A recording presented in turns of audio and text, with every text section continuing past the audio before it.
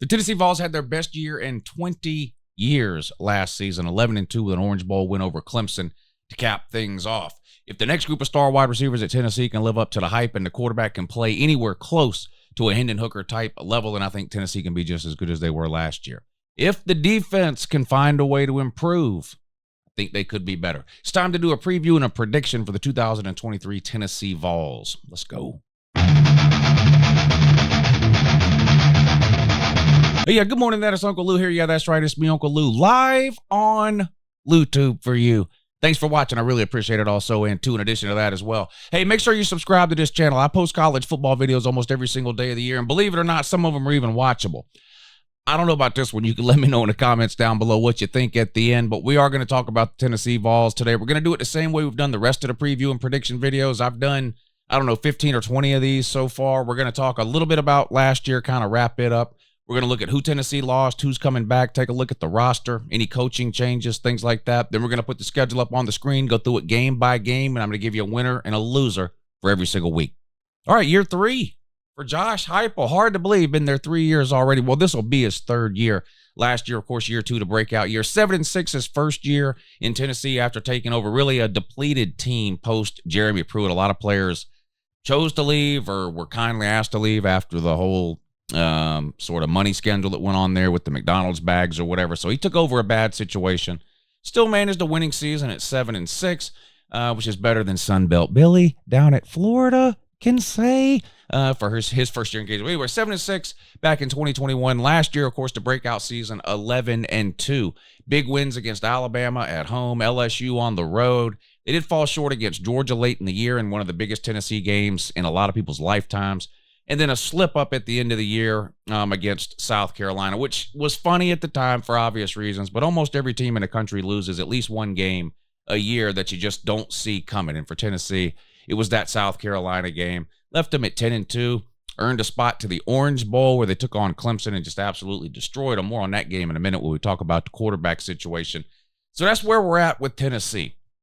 Let's take a look at some numbers. We like to do this with every single team. It sort of gives us an idea of what a lot of different people think about Tennessee in different ways heading into the season. We'll start with my ranking, the Uncle Lou ranking for Tennessee. I've got Tennessee at 13. I think Tennessee can be a really good team again in 2023. I think they could be a top 10 team again in 2023. A lot of that is going to depend on what I touched on at the top of the video. Can Joe Milton play at a Hendon Hooker type level? Can the new batch of wide receivers, and it's not really a new batch of wide receivers, it's a lot of returning talent, but they did lose their top 2. Can Brew McCoy and Squirrel White sort of put up similar numbers or pick up where Hyatt and Tillman left off last year? And can the quarterback, whether that happens to be Joe Milton or maybe 5-star true freshman Nico whichever one, can they play close to a Hendon Hooker type level? If they can, I think Tennessee's offense is going to be just as good as it was last year, which is going to make them a very dangerous team. The questions are going to come on the defensive side of the ball. Have they improved? We're going to talk about some defensive stuff with Tennessee a little bit later in the video, but pretty bad in some key areas for Tennessee over the last couple of years, but I've got them at 13. My ranking is not a projection or a prediction. I rank teams based on where I feel like they deserve to be ranked at that particular moment in time. And the reality is, as good as Tennessee's season was last year, it's not exactly been a pattern. We just mentioned 7-6 the year before that. You can go back to the last 15 years. They've got more winning seasons or more losing seasons than they do bowl wins. It's just been not a good run for Tennessee. Doesn't mean I don't think they can do it again, but I think 13 is a pretty fair rank. Obviously, Tennessee could easily move into the top 10 fairly early on in the season. I've got them at 13. Nationally, where do most people have Tennessee ranked? Well, the coaches poll just came out a couple of days ago, and they had Tennessee at 10. That seems to be about the average for Tennessee, 10-13. I've seen them as low as 15 in some polls. I have seen them inside the top 10 in a few, 8-9 range. But 10-15 seems to be like the sweet spot where most people have Tennessee ranked. Again, I've got them at 13. The AP has them at 10. The coaches poll. In that coaches poll, Clemson is one spot ahead of them at number 9. Washington is one spot behind them at number 11. So that gives you an idea of kind of where they're grouping Tennessee, at least in terms of the coaches poll.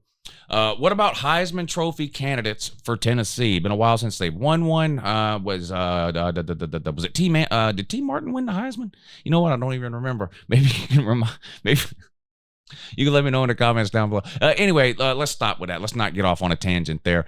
Joe Milton has the best odds of any Tennessee player to win the Heisman in 2023. Not surprising there. A quarterback in a Josh Heupel offense, probably going to be top 15-ish in the Heisman rankings every single year as long as Josh Heupel is there at Tennessee. And that's the case this year. Joe Milton comes in with the 15th best odds, tied with people like Drew Allar and Kyle McCord. Those are the quarterbacks for Penn State and Michigan, right behind, one spot behind Carson Beck. That's right, Joe Milton, 15th in the odds to win the Heisman Trophy.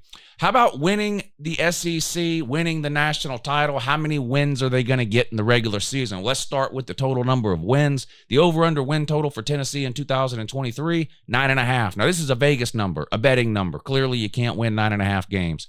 What this means is if you want to bet on how many games Tennessee is going to win in the regular season, again, it's a 12-game regular season. You can bet over 9.5, meaning you think they're going to win 10 games or more, which would be 10-2, 11-1, or 12-0. Or you can bet that they're going to win less than 9.5 games, which of course would be 9-3, 8-4, 7-5, so forth and so on. Just gives you sort of a general idea of how the betting public feels about a team. They expect Tennessee, based on this number, to win 9-10 games, somewhere in that range. What about odds to win the SEC? They've got the 4th best odds to win the SEC in 2023. You can probably guess the 3 teams ahead of them. Georgia has the best odds to win the SEC, followed by Bama. LSU in 3rd place, Tennessee with the 4th best odds to win the SEC. National title, Tennessee's got the 12th best odds to win the national title in 2023 at plus 3,000. A $100 bet on Tennessee to win the national title will pay you $3,000 if it pays off. They're tied with Notre Dame at plus 3,000, right behind Texas and Penn State. So again, just gives you an idea of how some college football fans or the betting public feels about Tennessee in some of these areas. All right, before we get into the details of the offense and the defense, what are just some general thoughts about Tennessee, right? Great offense last year, but lose really 3 key pieces. Quarterback Hendon Hooker gone off to the NFL, along with 2 top wide receivers, Jalen Hyatt and Cedric Tillman. They're both gone. So offensively, we're going to find out, I think, this year if Josh Heupel at Tennessee has developed sort of a plug-and-play system there, similar to what we see at some other schools, whether you're talking about an Ohio State, an Oklahoma previously under Lincoln Riley, a Southern Cal now under Lincoln Riley. Well, quarterbacks come and go, receivers come and go, but because of the offensive system or scheme that they run, they just continue to kind of churn right along. They don't seem to miss a beat. I think we're going to find that out this year with the replacement of those 3 guys. Defensively, obviously, this is where Tennessee needs to improve. If you look at Tennessee last year, offense and defense, clearly the defense is what held them back. I don't know that there's any amount better Tennessee can get on offense to improve their record or make the playoffs versus barely missing it. I think the improvement's got to come on the defensive side of the ball. So can the offense maintain the momentum and the production that we saw last year, minus Hendon Hooker, Cedric Tillman, and Jalen Hyatt? And can the defense improve enough to take them from a really, really good team, again, 11-2, a New Year's Six bowl over Clemson? Can the defense improve enough to take them from that point into the playoffs, possibly an SEC title, and then into the playoffs, whatever the case may be? Those are the types of things we're going to find out this season when it comes to Tennessee. Let's take a look over on the offensive side of the ball and see what Tennessee will be working with this year, what they lost, and what's coming back. We already talked about some of what they lost here. Number 1 in total offense last year at 525 yards per game. Again, scored a ton of points. They scored about 45 points per game, if I remember correctly. Great offense. Again, I don't think Tennessee needs to try to concern themselves with finding ways to make the offense better. They need to try to find a way to maintain that, missing those 3 key players. They're going to be doing that at quarterback, most likely with Joe Milton. Now, of course, Nico Amalama or whatever the hell, is their backup, 5-star true freshman, one of the highest-rated quarterbacks to come through Tennessee in a long, long time. I don't feel like there's a lot of pressure to play him, though, and I think that's a good thing for both Tennessee as a program and for Nico as a player. Now, obviously, worst-case scenario, if something were to happen to Joe Milton, some type of an injury, it is comforting, I guess, to know that you've got a supremely talented player ready to back him up, albeit little to no experience at the college level. The other possibility I see, which also would be bad, is if for some reason it's just not working this year with Tennessee and you get 4, 5, 6 games into the season and you've already got 2 or 3 losses, and maybe, you still got games against Bama or Georgia or whoever, and it's quote unquote a lost season. Maybe you make the decision to go ahead and pull the plug on a Joe Milton at that point and put Nico in. Minus either of those two things happening, though, I feel like this is going to be Joe Milton's team for the entirety of the season, and I feel like that's the best case scenario for Tennessee. And I actually think Joe Milton's going to have a really, really good year. He's been in college forever, 6 years. He's a transfer from Virginia Tech, I believe, right? Where it never really worked out there. Transferred to Tennessee in Heupel's first year and actually earned the starting job in week 1. Didn't perform very well. He got benched in favor of Hendon Hooker, and the rest was kind of history for 2021 and 2022. It was Hendon Hooker's team until Hendon Hooker got hurt at the end of last season. Joe Milton ended up getting the start in the Orange Bowl against Clemson and looked really, really good. If they get that version of Joe Milton throughout the entirety of this season, I think Tennessee has a chance to be really, really good again. So I think Joe Milton's going to be fine as a quarterback. When you look at that wide receiver room, it's absolutely loaded. There's a couple of obvious names, and we've mentioned them already, but you've got Brew McCoy and Squirrel White. Brew McCoy in particular, a 5-star athlete from a couple of recruiting cycles ago who bounced around from a couple of different schools before landing at Tennessee. Played some last year, looked good at times. Again, it was sort of the Hyatt and Tillman show last year, but Tennessee spread the ball around. Lots of different people made plays and had catches for Tennessee. And ask yourself this, did you really know who Cedric Tillman and Jalen Hyatt were before last season? Did you really know? I follow college football pretty closely. I knew who they were. I was not expecting them to have the breakout seasons that they did. So, it's possible Brew McCoy and Squirrel White completely go off. It's also possible that there's 1 or 2 other wide receivers on that roster that the general college football public is not aware of yet that are set to break out in this Josh Heupel offense. I don't really have any concerns about Tennessee's wide receivers. I guess if I have any concerns about Tennessee, it comes along the offensive line. One thing that Josh Heupel cannot correct quickly, no matter what he does, is how Tennessee has recruited over the last 4 to 5 years, because he's only been there for 2 full recruiting cycles. This is his 3rd season as head coach.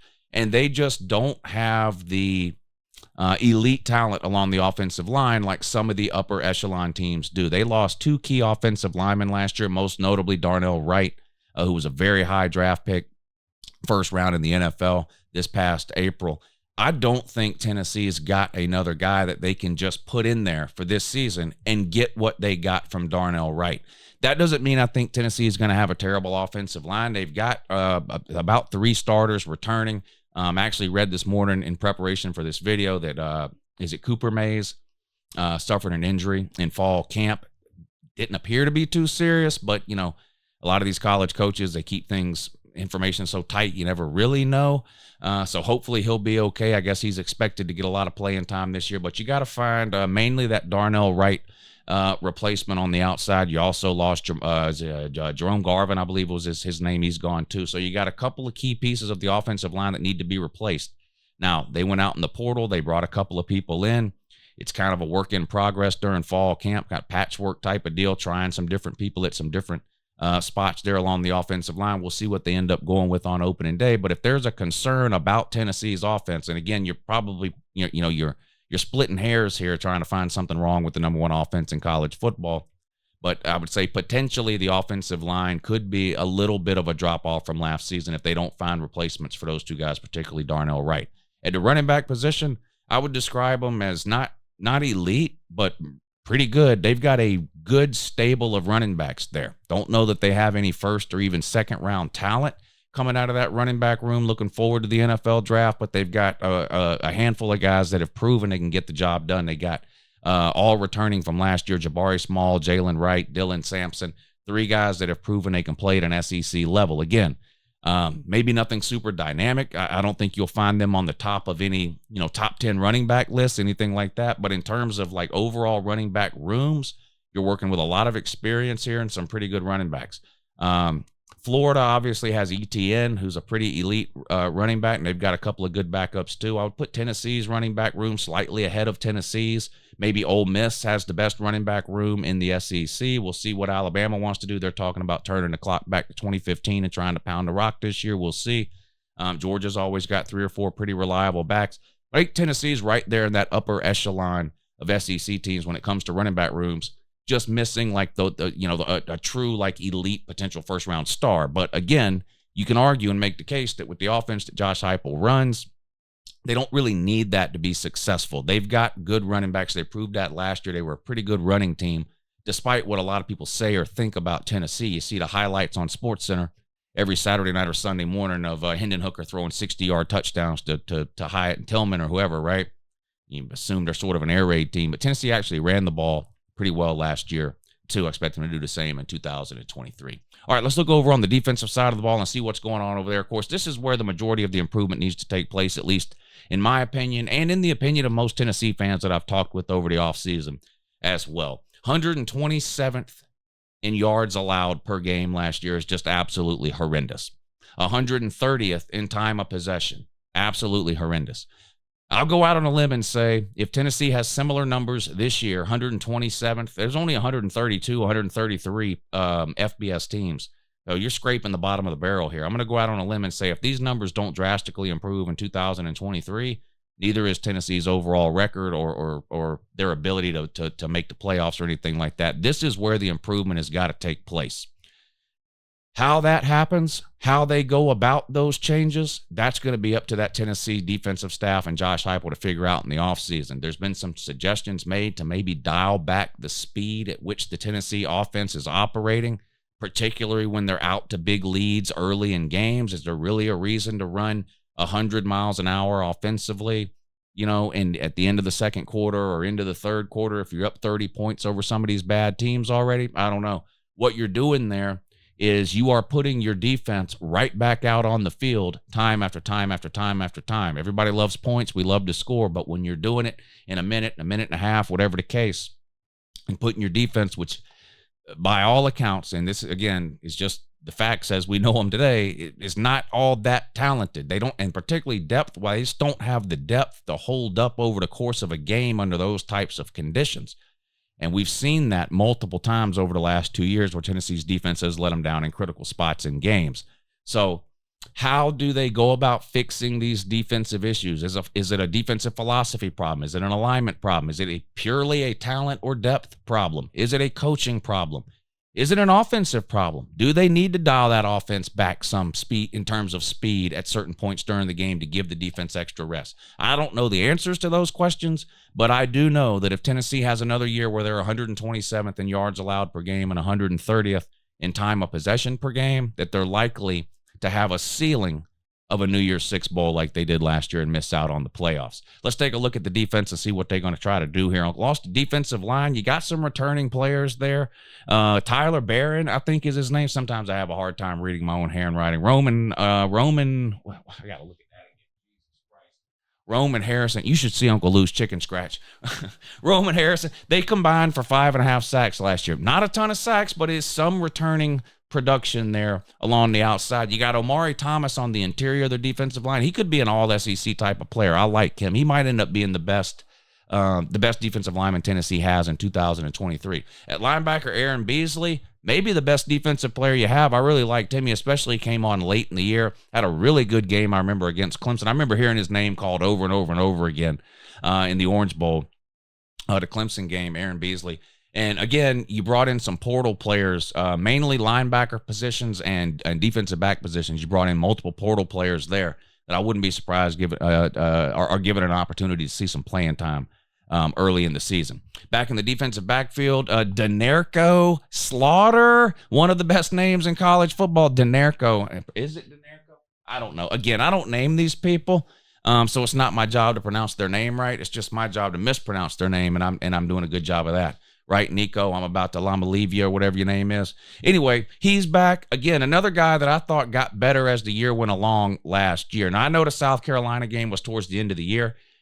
It's true that Tennessee's defense was pretty bad last year, but not South Carolina bad. In other words, if you can't just point to the South Carolina game as the reason that, Tennessee's defense was terrible. Look what they did against South Carolina. That was an anomaly, even for Tennessee. Tennessee's defense did not play as bad the rest of the years they played that 1 week against South Carolina.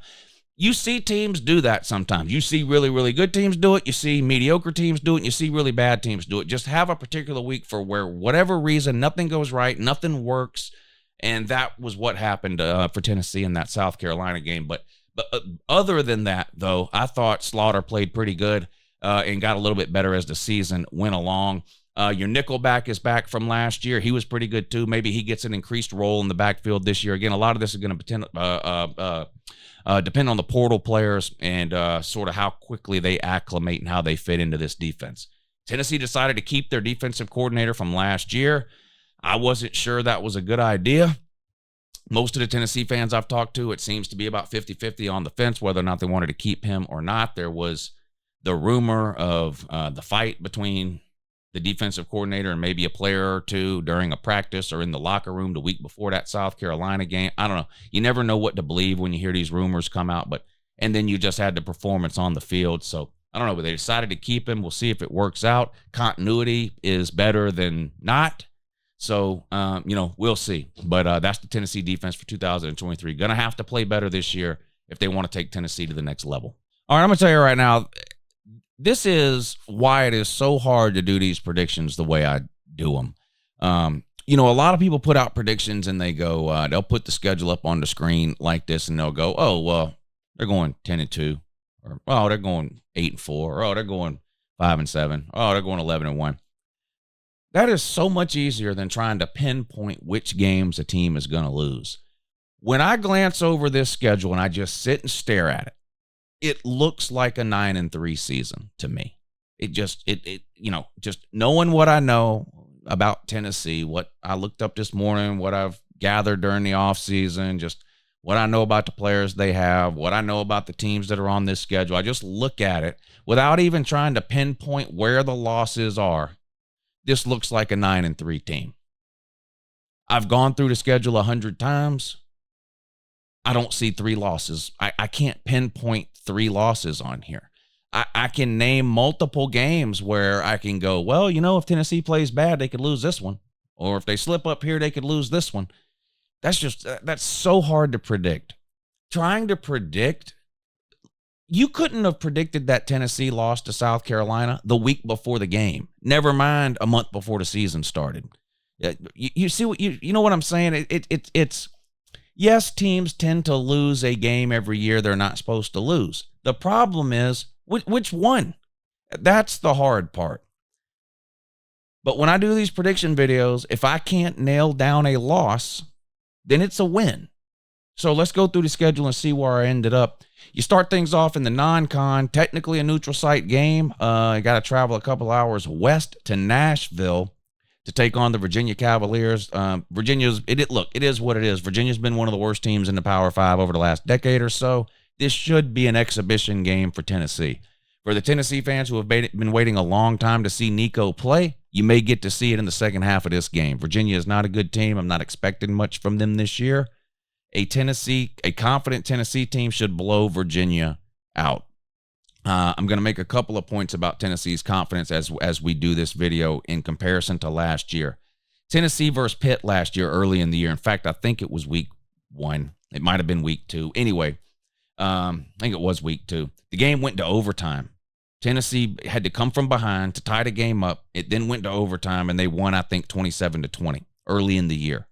Had they played Pitt at the end of the year, is there anybody that thinks Tennessee doesn't win that game by 40? What about the Florida game last year? And we're going to get to Florida on this schedule in a second. But while we're talking about this confidence with Tennessee, what about the Florida game last year? Florida was absolutely horrendous last year. A losing record, just terrible. Lost to Vandy, lost to Oregon State, blown out by Georgia, lost to Kentucky. I think did they lose to Mizzou? Just a terrible year. Just a terrible year for Florida, right? Nearly beat Tennessee in Knoxville. Florida had an onside kick with a couple of minutes to go in that game to where if they recover that onside kick, who knows how the rest of the season ends up. My point in bringing that up is early in the season last year, you could tell that Tennessee was a pretty talented team, particularly offensively, but that they lacked confidence. They lacked confidence that they were going to win games, especially when those games were close in the second half. I think beating Pitt in overtime nudged that confidence up a little bit. beating Florida a couple of weeks later at home, a team that has just absolutely owned Tennessee for the better part of the last 20 years. Wasn't Florida something like 15-1, 16-1? They play every year. Basically, Tennessee had beat Florida once in the last 15 or 16 years. You could see their confidence rising after that Florida game. They found a way to win. Yeah, they were better than Florida, but there's been several years where they were better than Florida. And because of lack of confidence, they let the game get away and Florida wins it. Didn't happen last year. That Pitt game and that Florida game gave Tennessee the confidence that not only were they good enough to win games and compete, but that they had the confidence to do it during the game, particularly in the second half when the games got close. And then you fast forward to the Alabama game, and you see the fruits of that confidence. Another team that has dominated Tennessee for the better part of the last 20 years, Alabama. Back and forth game, close, second half. Almost every single year over the last 15 years, Tennessee would have lost that Pitt game in the fourth quarter instead of winning it in overtime. They'd have let Florida recover that onside kick in Neyland Stadium with a couple of minutes to go, and then let Florida go down and score and come back and win the game. And they'd have lost Alabama at home by 3 touchdowns. That's what would have happened to any other Tennessee team I've watched play over the last 10 or 15 years. Of course, that's not what happened last year. We saw what happened. But so I don't think this Virginia game will be close. I think Tennessee, Josh Heupel and the coaching staff and the players that returned from last year carry over that confidence they gained last year. Yes, it came apart a little bit at the end of the season. They lost to a really good Georgia team, no shame in that. And then you had your hiccup game against South Carolina. But again, they rebounded from that, closed out the regular season with a win, and went on to just destroy Clemson in the Orange Bowl. I think they just absolutely humiliate Virginia here in week 1. Same thing, Austin Peay week 2. You want to see Nico play? Go to the Austin Peay game. He'll probably be playing the entire second half. And then the season starts on the road at Florida. It absolutely blows my mind, the number of Tennessee fans who are worried about playing this game at Florida. And I get it. You haven't, for some Tennessee fans, they haven't beat Florida in their lifetime. And we get, I just went over the struggles you've had against Florida in general. So, yeah, you've struggled down there in the swamp. But here's what, I don't know if funny is the right word. It amuses me. There have been years when Tennessee has been absolutely terrible. And everybody with any brain at all knew they were going to be terrible the following year. And Tennessee fans would show up in my comment section and on my call-in show. We're going to beat the hell out of Florida. We ain't worried about them. We're going to get us to the year. Blah, blah, blah. And we just laugh and we say, you got no chance. And the game would come around and Florida would beat them. This year, Tennessee not only has a chance to beat Florida, they should beat Florida. They're huge favorites against Florida on the road there. And the Tennessee fans are acting like they got no chance to win. Not all of them. It's just surprising to me. I've been saying pretty much since last season ended, but definitely since signing day and then spring practice, I think Tennessee beats Florida by 30 or 40 points. I just think Tennessee is going to go down there with a point to prove. They're going to beat Virginia and Austin Peay, and no one's going to care. Not very many people are even going to watch those games outside of Tennessee fans. That's not a knock on Tennessee. It's just Virginia has become completely irrelevant over the last few years. Austin Peay is not even on TV. It's on streaming only on SEC Network and ESPN+. This Florida game is going to be the first Tennessee game that a lot of people watch, and I think Tennessee is going to go down there with a point to prove, and I think they're going to beat the absolute soul and will live out of Florida. You're 3-0. You come back home and play UTSA, sort of a similar story to week 1 and week 2. You should be able to see Nico play a lot in the second half of that one. Tennessee's 4-0. Then you got another possible hiccup game here against South Carolina at home. South Carolina could be a pretty good team this year. In fact, I think they could win 8 games again, which is what they did last year. They got a quarterback returning in Spencer Rattler. And look, if Spencer Rattler plays the entire season like he played against Tennessee last year, and then the way he played against Clemson the following week, South Carolina is going to be a problem for some teams, including Tennessee, maybe Georgia a little earlier in the year, whatever the case. I just don't think that's going to happen. Spencer Rattler, too inconsistent for me. And then even beyond the Spencer Rattler part of it, I don't think South Carolina can run the ball, and I don't think they can stop the run. Tennessee might can win this game without throwing the ball. And it's in Neyland Stadium, a revenge game. no matter what either team's record is at this point, Tennessee's not going to allow South Carolina to sneak up on them, I don't think. I'm not hating on South Carolina here. Look, go back and watch the South Carolina prediction video. I've got them going 8-4. It's pretty good for South Carolina, but I don't think they're beating Tennessee. Tennessee remains undefeated. Now you go into your bye week, and this is one of the toughest stretch of 5 or 6 weeks I think you will find in all of college football. You come out of your bye week and you host Texas A&M. I hope Tennessee fans are not looking at Texas A&M as a 5-win team. I know they won 5 games last year. That's an anomaly. What has the joke been about Texas A&M for about a decade? Oh, well, they lose 4 games a year. All you got to do is figure out which 4. 8-4, rinse and repeat. It was a terrible year last year for A&M. It wasn't for lack of talent. It was not for lack of talent. They brought in Bobby Petrino. They're going to change the offense around. It's come out this week, I guess, that they are going to let Bobby Petrino run the offense and call plays. And defensively, Texas A&M has been one of the best 2 or 3 defenses in the SEC every single year for the past 4 or 5 years. Defense has not been their problem. That doesn't mean that Tennessee's not going to move the ball and score points on them. Of course they will. Tennessee's going to move the ball and score points on almost everybody they play. If Texas A&M can get it together offensively, I think this has the potential to be a good game. Now, I think there's a couple of built-in advantages here for Tennessee. Number 1, obviously, it's at home. Number 2, it's coming off of a bye week, right? It's also the week before you play Alabama, your biggest game of the year. This, technically kind of a trap sort of game, except for it's Texas A&M. A 5-win team last year. I know the Tennessee team, the players and the coaches aren't overlooking this game. I hope the fans aren't either, because this has potential to be a really, really good game. But I think Tennessee beats Texas A&M, who I think is going to be a really good team this year. I think they could win more than 8 games this year.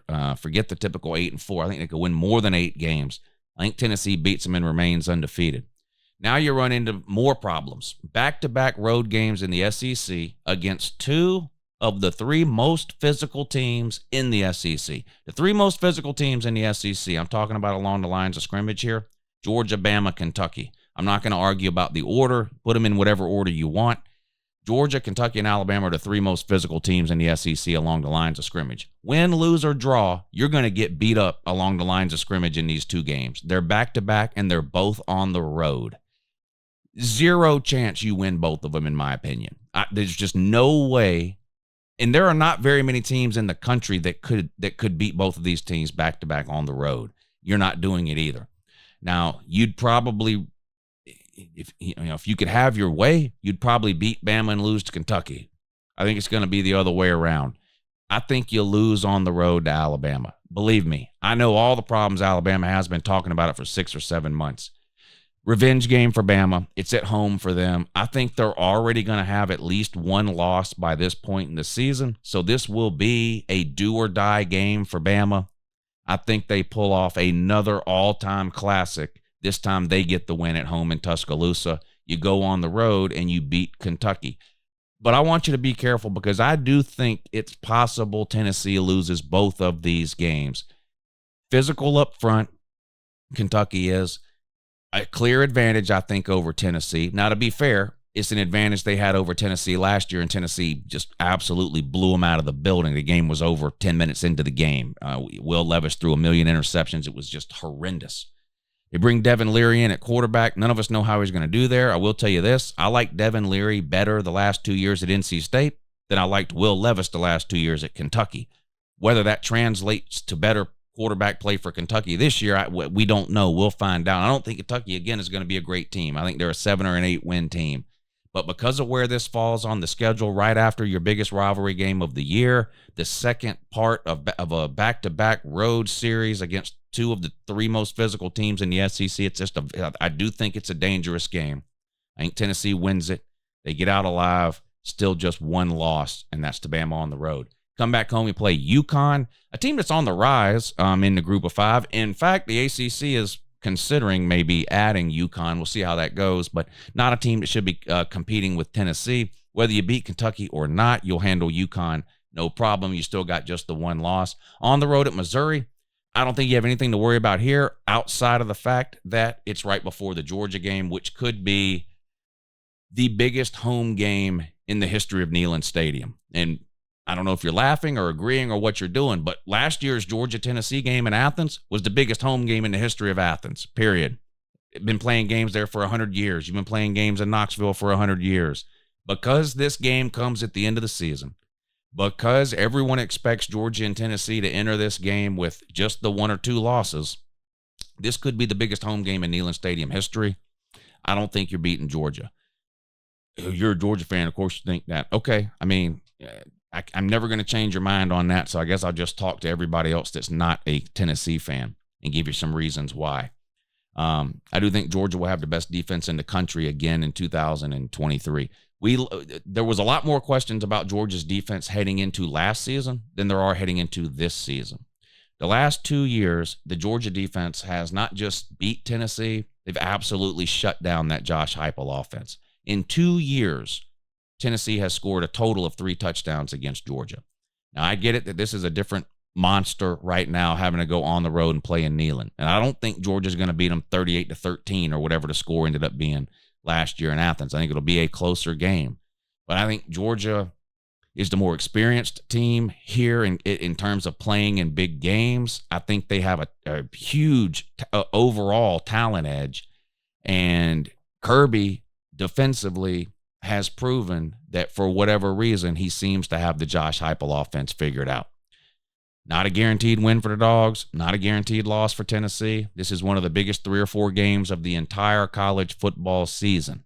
But I think Georgia goes on the road and gets the win. Tennessee wraps up the next week at home against Vanderbilt with a win. They finished the regular season 10-2. There you go, 2023 prediction for the Tennessee Vols. Be sure and let me know down below what you think I got wrong. Have a good morning.